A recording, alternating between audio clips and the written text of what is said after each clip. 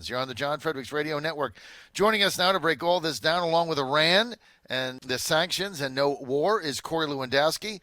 Corey, former campaign manager for Trump for president, engineered the upset, also author, 2 bestsellers, Let Trump Be Trump and Trump's Enemies. Go to my website, johnfredericksradio.com. There's an advertisement for the books right there. You can click on them. It'll take you to either your favorite bookstore or Amazon. You got a choice. Buy them, get them, got to read them. John Fredericks Radio Network. Joining us now, Corey Lewandowski. Corey, great to have you with us, man. John, good morning. Always good to be with you. Now, we got a lot to talk about today. I want to start with Iran. The president, I thought, doing the right thing with sanctions versus dropping bombs. You know, Corey, you were there at the beginning. You turned the lights on. And one of the things that we talked about way back in when we talked in January of 2015, when you first took command of that thing and you started outlining to me what this president's platform would be, I remember sitting there and you said to me, you know, one of the things that he really, really believes strongly in is getting us out of these foreign entanglements in the Middle East. He certainly is trying to do that and avoid direct conflict with Iran, right? Well, John, that's right. And look, it is the President of the United States' most solemn responsibility to decide if and when to send our men and women in uniform into harm's way. And what this president has said during the campaign and now for the first almost 3 years as the president is he doesn't want to be the policeman of the world. He doesn't want to put our men and women, the greatest military in the history of the planet, in the way unless we have an absolute reason to do so. And by putting sanctions on Iran, it is a recourse that doesn't put our men and women in harm's way and includes but does not overburden the military, because what he said, John, was you shot down a drone, okay? It was a dumb thing to do. Do I want to go kill 150 people and potentially start World War III? Absolutely not. And he gets no credit from his colleagues in Washington, D.C., for the protectionism which he is showing and the restraint which he is showing, which is the right thing to do. Look, the dictator in Iran is a very, very dangerous person. But the way you deal with people like this is through economic sanctions right now, trying to come up with a diplomatic solution. And that's what this president has put forth. And look, you would think that it used to be that the Democrats didn't want to go to war. They're now the party of the warmongers, right? They're the ones who want to see attacks and attacks and attacks. And what we'll see over the next couple of days, John, as these debates transpire down in Florida, is we'll see how they are attacking the president for not sending men and women into harm's way in Iran, which is, to me, mind-numbing. And John, I speak to this as a brother who retired as a colonel in the United States Marine Corps, as my father who served in Vietnam, my grandfather who served in World War II. My family has sacrificed for this country, but I don't think any family whose loved ones serve in the military want to see us go to war without a good reason. And I think this president's been very, very reserved, and rightfully so. Spot on, no question. But you got the warmongers, both parties. You're going to have some of the Democrats this week, where we are in Miami, going to be rattling sabers. But, we had Lindsey Graham, we had Tom Cotton, we had John Cornyn, we had Roy Blunt, the typical military-industrial complexers saying that some kind of a military response was needed. Look, they've been wrong about these wars, Corey, for 30 years. Every time they get us involved, it's a disaster. We can't get out. And so they've been wrong, and I think the president's instincts, once again, are absolutely right here. All right, let's get to another accusation made over the weekend. Somebody writing a book comes out in the book with an allegation of rape by the president in a dressing room. I mean, when does this nonsense stop? I mean, I just got to ask you that. Somebody's writing a book, they put it out, CNN picks it up. Like, you got to be kidding me. John, it's never going to stop, because what many of these networks have done is they've made a cottage industry of attacking this president with unfounded, unverified information. And look, this particular woman, John, I think she was on Anderson Cooper last night, and I saw just a couple highlights on it today, and Anderson Cooper asked her a question, And her response was so outrageous that even CNN had to cut away from her response because it was so out of line with what mainstream Americans think, that it shows how crazy she is. And supposedly, John, this happened some many years ago, and she's just coming forth now. She hasn't come forth for the last 25 or 30 years about it, but all of a sudden she has a book out and wants to, talk about it in the book. This is I don't know the woman. I've never met her, and it seems to be very self-serving if you ask me. But the most disappointing part is, once again, the media wants to continue to allow people to say things which seem to be completely unfounded against this president without ever verifying or validating the information. And to me, that is an injustice, and it shows just why the American people find most of the media completely dishonest. The fact that they're covering this is mind-boggling to me. Basically, you can accuse anybody of anything and get on CNN and be able to sell stuff. You're right, it's a cottage industry. Now I understand that, Corey, that once again, now the subpoena candidates have come out aimed at you in particular by Jerry Nadler and their investigators. They want to drag you back into Congress for another, 5-6 hour session. Haven't you already been there like 3 times? Haven't you already disclosed all this? What do you have to go back John, for? I've been so forthright with you and your listeners. I've testified in front of Congress, in front of the House Intelligence Committee on 2 separate occasions, first for 8 hours. Then they said, hey, we'd like you to come back voluntarily and sit down and answer some more questions. I said, absolutely, I'm happy to do that. I went back and I sat there for 4 hours, and I said, hey, listen, fellas, I'm willing to sit here all day long, okay? I get nowhere to go. It was a Friday afternoon, sometime last year or 18 months ago, whatever it was. I said, but once I leave, right, I don't want you guys to walk out and say I wasn't willing to answer more questions, because that's very dishonest. And I said, let's just sit here all day. And guess what? 80% of the members weren't there because they wanted to go home and do something else. And now, of course, what do they want to do? They want to bring people back before Congress, even though these questions have already been answered. I sat in front of the Senate Intelligence Committee for 8 hours voluntarily. So that alone is 20 hours of conversations I've had with a body which has, the right to ask me those questions, and I was happy to answer them. So if you want to ask me any more questions, do yourself a favor. Go get the transcripts of my 20 hours of testimony, which I've already given. Go read those. And if you have any questions, feel free to send them over to me in writing. I'll be happy to respond. But, John, this is just crazy. This is weaponizing Congress against Americans for things which were never crimes. There was no obstruction. There was no collusion. This is just using people's power that they have to go after individuals because they can do it. And it's really shameful, and this is why, as I've said, not only do the American people hate the mainstream media, the only people who have a lower approval rating than the mainstream media, John, is members of Congress, right? They've got about a 6% approval rating because they get nothing done. And as opposed to bringing people in front of Congress to answer questions which have already been asked and answered, what they should be doing is getting transportation infrastructure spending bills done, allowing Americans to buy health insurance across state lines, making sure that we have funded enough money to stop this border crisis on our southern border. But they're doing nothing, and it will cost them dearly at the ballot box in November of 2020. Corey Lewandowski, so do you have to go back and testify, and you have to spend more money on lawyers? I mean, have they given you a response back? I don't know, to be honest with you. As it relates to spending more money on attorneys, I'm sure that's always part of the plan, right? Look, right. I'm not an attorney, John. I didn't go to law school.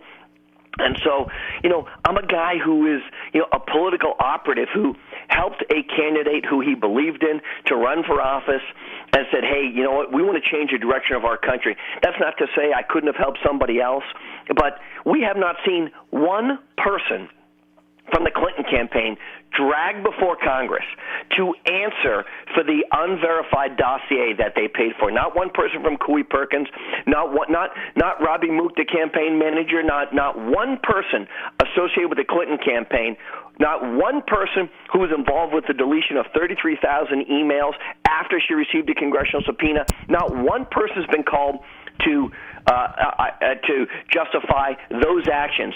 But the winning campaign that was spied on by the U.S. government, they're dragging people in front of Congress all over again to continue to try and litigate this, even though it's already been finalized. John, the whole thing is crazy. It's a complete abuse of power, and it really calls into question what the true motives of these members of Congress are. It's not to do what's best for the American people. These people want to impeach the President of the United States, even though he's never committed a crime. And so, look, you want to impeach the president for creating $9.2 trillion in stock market value, then guess what? He is guilty. You want to impeach the president for creating the greatest economy in the last 50 years? He is guilty as charged, John. But to commit a crime that is rising to the level of impeachment by going after all the people around him to try and come up with some fake narrative that doesn't exist is a sham. They should be ashamed of it, and the media should do a better job of calling these people out for it.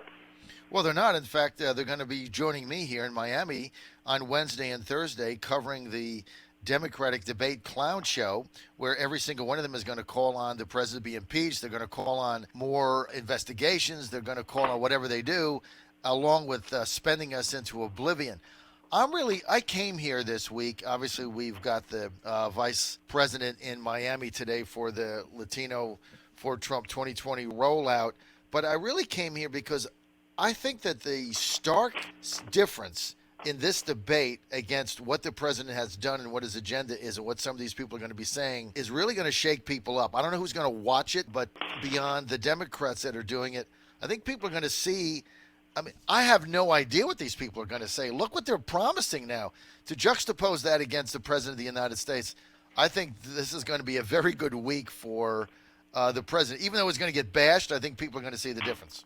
Yeah, but John, you can't run for president by running against somebody not having your own ideas. And the Democrats' ideas are very simple. Everything's free in America, okay? That's what they say. Everything is free in America. Let's move to socialism. Socialism hasn't worked in Venezuela. It hasn't worked in Cuba. It's not going to work here. Everything is free. So, hey, don't worry about the college tuition that you had to take out and the loans that you had. We're going to forgive all that. By the way, you know who eats that? The taxpayers, the guys like me and you that go to work every day. When you wake up every day at 4:30 or 5 o'clock in the morning to get ready for your radio show so that you can earn a living for your family, you're the ones who are going to eat those costs. Hey, don't worry about health care. That's all going to be free, too. Don't worry about that. Hey, by the way, if you're an illegal immigrant and you want to come into this country, not only are we going to give you free health care, we're going to give you the right to vote. If you think that that message sells across middle America against the hardworking men and women who wake up every day like you and I do, John, and go to work, who didn't grow up with privilege and don't sit in the ivory tower of Washington, D.C. every day and decide that, do as I say, not as I do, it's insane, John. And look, we have seen this now from AOC, who's complaining that she's not getting a $4,500 raise, which really isn't even a raise. It's just a cost of living increase. You know where I come from? That's a raise. To Bernie Sanders, who went to Congress broke and is leaving as a millionaire. Mm-hmm. There are different sets of rules for the people in Washington, D.C. that don't apply to the rest of us. Guess what, John? If I don't show up at work, I don't get paid. If you don't show up at work, you don't get paid. We don't have the luxury of voting ourselves a pay raise. We don't have the luxury of just saying, hey, we don't want to pay our health care premiums, which for my family of four is just like everybody else's, way too expensive. And I want to thank the president for putting in something yesterday that he outlined, which is transparency in health care costs. It is long overdue. It's the antithesis of what Barack Obama did. But this is why Washington, D.C. is so broken. And what you're going to hear, it's the two-night clown show. I wrote an op-ed about this that appeared in Fox News yesterday. 2 nights, 20 candidates, one clown show is what this really is. You'll see all these candidates up on stage, just vilifying this president for the work that he's done to stimulate this economy and bring it back from the disastrous Obama-Biden years. And all you'll see is hate, hate, hate, with nobody outlining what their vision for the future is. And that's actually great news for the president because he's going to get reelected in a massive, massive victory. We both think he's going to win again and bigger than he did last time, so we agree on that. Corey, also, when you look at these Democratic candidates, and I did read your op-ed, you can read it on foxnews.com. It's an excellent piece. Corey, when you look at these candidates, both of us also are predicting that Bernie Sanders is going to be the nominee, right? Yes, both we of are. us have Yep. said that. So, and we said that early. Now, do you expect Sanders ever to criticize Biden, or is he going to fall in the same trap he did in 15-16 by giving Hillary a pass, giving Biden a pass? No, look, I think Bernie Sanders, you're going to see him be very aggressive. We see that Joe Biden's numbers continue to go down. Bernie Sanders has to be very aggressive, and for him to be aggressive, the only way to do that is to criticize Joe Biden, whom he served with in the U.S. Senate for north of probably 18 years. Who he has known for the better part of 30 or 40 years. So they know each other very well. But have no misconception, Bernie Sanders does not want Joe Biden as a running mate. He sees him as his adversary for actually securing the nomination, which Bernie probably should have gotten 4 years ago. He's not going to make the same mistake that he made last time.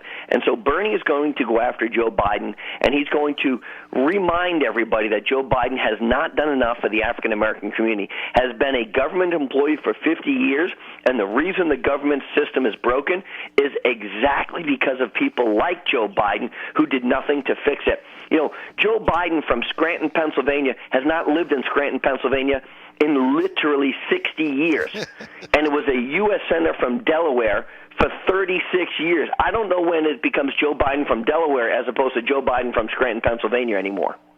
Well, you know what's interesting? Both of the leading candidates, neither have ever had a day job in their life, right? Bernie Sanders never had a job. I mean, the first really job he had was mayor of Burlington, making $20,000, the first actual paid job he had. He was a contractor carpenter, couldn't make ends meet.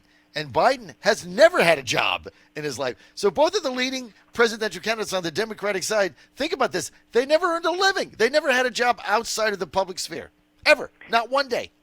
John, they lived off the government mammary their entire professional careers, right? That's what they've done. For 50 years, Joe Biden has been a government employee, and guess what he's done?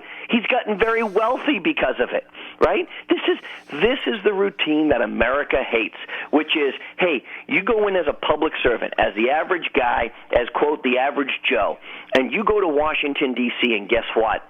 You love the life. You love the marble. You sit up there and you work your way through the seniority system, and then you start by saying that I'm going to go to Washington, D.C. to change things, and then after you're a 4-term or a 5-term U.S. Senator, you say, well, you need to keep me for my seniority reasons because I deliver for my state. This is why we need term limits, because these people go there with no money and they walk out. Joe Biden made a very, very, very good living being a U.S. Senator and then the Vice President of the United States. He went in broke, came out very rich. It's the same story that Bernie Sanders has done. Bernie Sanders is a socialist, loves that, except the fact that now he's a multimillionaire, and the only job he's ever had is basically being an elected official. Well, he's never had a job, ever. So both of them competing for the nomination. I mean, they never earned one paycheck from a day's work. I mean, it's an incredible country that we live in. And of course, Biden, his story, I mean, this guy's got hundreds of millions of dollars. His son, and I've had Steve Bannon on my show now numerous times, outlining in detail how his son got Hunter Biden, along with John Kerry's stepson, Heinz's son, got $1.5 billion from the Chinese Communist Party for a hedge fund where they had no experience on Wall Street. I mean, it's an incredible story that nobody picks up. John, I'm sure it's a very merit-based system over there. I'm sure the Chinese looked at all the options and the Ukrainians looked at all the options and said, hey, these two guys, just because one's father is a Secretary of State and the other one's father is stepfather is Secretary of State and the other one's father is the Vice President of the United States, I'm sure they're the most qualified. We absolutely have to give them $1.5 billion. Hey, and let's put Hunter on a board because there's no conflict there. And when the old man comes over and says to end the investigation and we pull the money, yeah, we'll do that too. I'm sure it's all completely above board. There's nothing to see here, John. Don't worry. I mean, hopefully it's going to come out. Certainly we're going to be covering it. So, Corey, look, I got to have a special show for you on Friday. You have to come on Friday to just give your assessment of the debates. Can you make time for me on that? John, for you, of course. You know I'll do that. Anything. All right. I'm going to text you after that. I got to get you on Friday after the clown show is over, especially after the op-ed you did. Corey Lewandowski, always good to have you alive today in Miami. We'll be in South Florida this week. John Fredericks Radio Network.